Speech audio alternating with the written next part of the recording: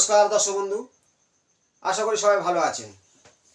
হস্তরেখা বিচার, বৈদিক শাস্ত্র অনুযায়ী কুণ্ডলী বিচার, তার সাথে নিউরোলজি সংখ্যাতত্ত্ব, কুণ্ডলী বিচার, আপনাদের সামনে যে তত্ত্বগুলো আমি ভিডিওর মাধ্যমে দিচ্ছি, নিজেরা দেখবেন, অপরকে দেখার সুযোগ করে শেয়ার করবেন।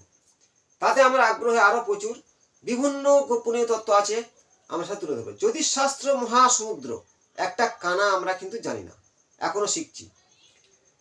যাই হোক, বাড়িতে বসে জানার সুযোগ। প্রথম বলি, মাঙ্গলিক দোষ বলে জ্যোতিষশাস্ত্রে কিন্তু নেই, মঙ্গল যোগ বলা আছে। দোষ আমরা কেন বলি? যখন সে মঙ্গল ডিস্টার্ব হয় তখন আমাদের দোষের পরিণত ঘাত প্রতিঘাত, দুঃখ কষ্ট যন্ত্রণা, বিবাহ জীবনে বাধা, বা বিয়ে হচ্ছে না, বিয়ে হয়ে গেলে ডিভোর্স, সন্তান প্রাপ্তি নেই, বারে বারে মামলা মকদ্দমা, রক্তপাত, দুর্ঘটনা ঘটতেই থাকে।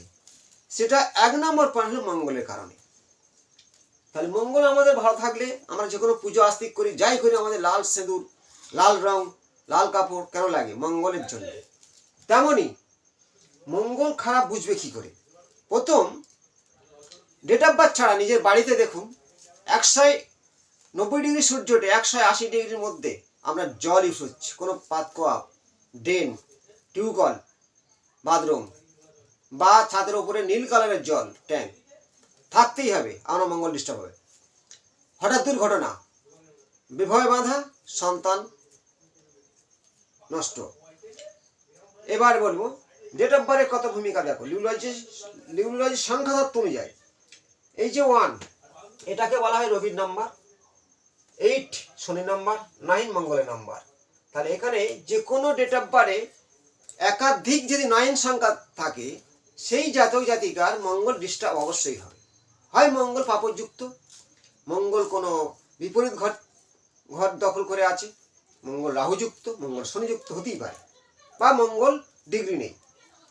তেমনি এই যে রবি হলো, এটা হলো শনি। তাহলে রবি পিতা পুত্রের সম্পর্ক নষ্ট, আর যোগ করলে 9 আসতেছে মানে মঙ্গল। তাহলে একাধিক ডেট অফ বার্থের মধ্যে যে 9 থাকে, মঙ্গল ডিস্টার্ব অবশ্যই হবে। আর 9 না থাকা, সেটাও মঙ্গল ডিস্টার্ব হবে। তাহলে আজ যে ভিডিওর মাধ্যমে জানাবো মঙ্গলিক দোষ কাকে বলে। ছকের মধ্যে এর আগে প্রচুর ভিডিও দিয়েছি মঙ্গলিক দোষ নিয়ে, কিন্তু নতুন একটা তত্ত্ব তুলে ধরছি। মঙ্গলিক দোষ শুধু লগ্ন থেকে বিচার করা হয় না, আরও কিছু তত্ত্ব আছে, সেই সম্পর্কে জানুন। লাস্ট পর্যন্ত দেখবেন, আরও কিছু নতুন তত্ত্ব তুলে ধরবো মঙ্গলিক দোষ সম্পর্কে। নিজের ছকে দেখুন, দেখো 12টা ভাব। এই 12টা ভাবের মধ্যে আপনার লগ্ন যেখানে থাকবে সেটা আমার লগ্ন ফার্স্ট হাউস। তাহলে এখানে লগ্ন আছে মেষ লগ্ন, 1 নম্বর ধরতে হবে। তাহলে 1 2 3 4 5 6 7, সপ্তম ঘর। সপ্তম ঘর আমাদের বিবাহ ঘর। যদি লগ্ন থেকে সপ্তম ঘরে মঙ্গল থাকে, 1 4 7 10 মঙ্গলী দোষ সৃষ্টি হয়। তাহলে আমার সপ্তমে মঙ্গল আছে, মঙ্গলী দোষ। 4-এ আছে মঙ্গলী দোষ, অষ্টমে আছে মঙ্গল দোষ, দ্বাদশে আছে মঙ্গল দোষ। তাহলে বলা হয়। আবার রাহু মঙ্গল মাঙ্গলিক হয়, শনি মঙ্গল মাঙ্গলিক হয়, চন্দ্র মঙ্গল মাঙ্গলিক হয়, আবার শুক্র মঙ্গল ভঙ্গ দোষ হয়, বিবাহ ভঙ্গ হয়। তাহলে লগ্ন আপনার যেখানে হোক সেটা ফার্স্ট হাউস। এখানে হলে এটা ফার্স্ট হাউস হবে, কুণ্ডা লগ্ন হবে, এখানে আছে মেষ লগ্ন, এখানে হলে তোর লগ্ন। এটা বেশিরভাগ ক্ষেত্রে আমরা সবাই জানি। চন্দ্রকে ধরে রাশি বলা হয়।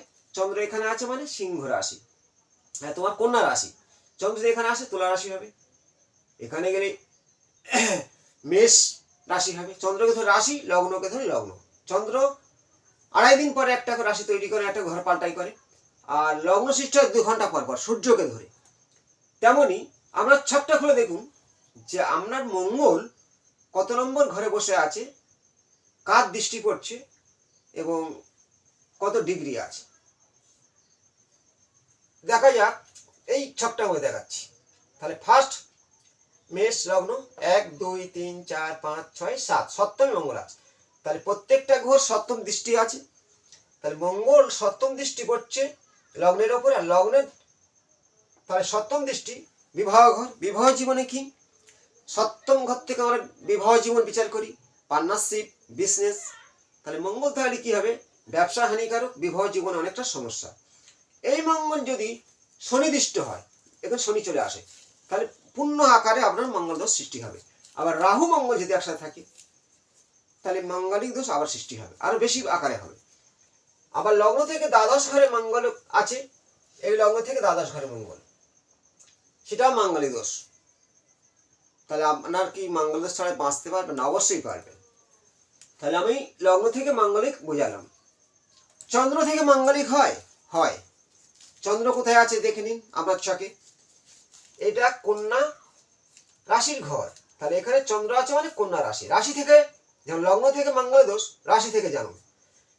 যেখানে চন্দ্র থাকবে সেখান থেকে 1 পয়েন্ট ধরবে, 1 ফার্স্ট হাউস। তাহলে 1 2 3 4 5 6 7 এখানে আসছে, তাহলে আপনার সপ্তম ঘর। চন্দ্র থেকে সপ্তম ঘরে মঙ্গল, চন্দ্র থেকে মঙ্গল, এটা হলো চন্দ্র দৃষ্টি কারণ মঙ্গল সপ্তম ঘরে, মঙ্গল দৃষ্টি চন্দ্রের উপরে। তাহলে এখানে মঙ্গল দোষ সৃষ্টি হচ্ছে। আর কাজ কিভাবে হয়?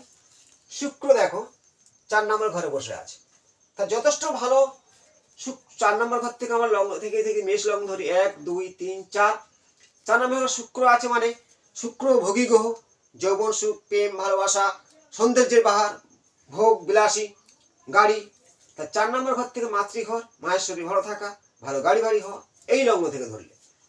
কিন্তু এখানে দেখতে হবে 4 নম্বরেতে মঙ্গল আছে, শুক্র আছে, শুক্রের সপ্তম দৃষ্টি। দেখো শুক্রের সপ্তম দৃষ্টি মঙ্গলে আছে, আর মঙ্গলের সপ্তম দৃষ্টি শুক্রের উপর আসতেছে।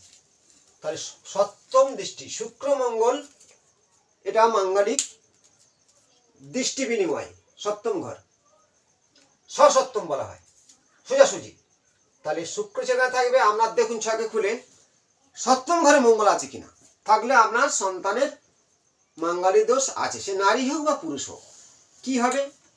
শুক্র মাঙ্গলিক বেশিরভাগ যোগাযোগ ক্ষেত্র, প্রেম ঘটিত জিনিস ভাঙবে এবং বিবাহ জীবনে বারবার মিষ্টি খেয়ে চলে যাবে, পছন্দ হচ্ছে না, এটা হচ্ছে না, সেটা হচ্ছে, বিয়ে লেট হবে। বিয়ে হলো তো অশান্তি সৃষ্টি হয়ে ডিভোর্স হতে পারে। আর কিভাবে? যদি এই যে শুক্র আছে, এখানে মঙ্গল আছে, এটা হলো এখানে যদি আমরা শনি বসে থাকে, শনির সাথে মঙ্গল, পূর্ণ আকারে মঙ্গল সৃষ্টি হবে। শনি মঙ্গল কোনো ঘর না দেখে একত্রে যে কোনো ভাবে বসে থাকলে আপনার মাঙ্গলিক দোষটা পূর্ণ আকার ধারণ করবে, যদি সমান ডিগ্রিতে থাকে। আবার যদি এই মঙ্গল এই অষ্টম ঘরটা থাকে, এই যে অষ্টম ঘর মেষ লগ্ন থেকে অষ্টম ঘরে, বা চন্দ্র থেকে যদি আপনি ঘরেন অষ্টম ঘরে আসে, শনি ও মঙ্গল সমান ডিগ্রিতে, আপনার বিয়ের পরে অনেকটা অল্প বয়সে স্বামী বা স্ত্রীর মধ্যে কারো হানিকারক হতে পারে। এবং অষ্টমের স্বামী ধরে যাক চন্দ্র থেকে এখানে, বা আমি মেষ থেকে বোঝাই, সবাই বুঝবে, মেষ 1 2 3 4 5 6 7, এই সপ্তমের ঘরের স্বামীকে শুক্র, এই শুক্র অষ্টমে বসবে। আর মেষ লগ্ন থেকে এখানে অষ্টম ঘরের স্বামীকে মঙ্গল সপ্তম ঘরে আসবে। অষ্টমের স্বামী, এইটা অষ্টম ঘর, তাহলে অষ্টম ঘরের স্বামী আর এটা সপ্তম ঘরের স্বামী, তাহলে এই অষ্টম ঘরের স্বামীটা উল্টো ভাই এসে এইখানে বসবে, আর এই সপ্তম ঘরের স্বামী চলে যাবে অষ্টম ঘরে। আপনার বিয়ের পরে অল্প বয়সে বৈধব্যযোগ হতেই পারে। আমি যে চকটা দেখাচ্ছি, চন্দ্র থেকে মাঙ্গলিক হয়, শুক্র থেকে মাঙ্গলিক হয়, আর লগ্ন থেকে সপ্তম ঘরে শনি মঙ্গল মাঙ্গলিক সৃষ্টি করে। এবং সবাই আমরা জানি 1 4 7, 1 4 7 ও 10 বা দ্বাদশ বা অষ্টম মাঙ্গল দোষ সৃষ্টি হয়ে থাকে। মাঙ্গল দোষ হলে বিবাহ জীবনে শুধু সমস্যা না, আরো কিছু আছে, ঘাত প্রতিঘাত, কেস মামলা মোকদ্দমা, বা হওয়া কাজকে না হতে দেওয়া, এমনকি চাকুরি ক্ষেত্রে বাধা সৃষ্টি হওয়া, বা সম্পত্তি নিয়ে কিছু সম্পত্তি নিয়ে আপনার ঝুটঝামেলা সৃষ্টি হওয়া। প্রত্যেকের কাছে ভিডিওটা শেয়ার করুন, অপরকে জানার সুযোগ করে দিন। ভালো লাগলে লাইক করুন, শেয়ার করুন। ভালো থাকুন, নমস্কার।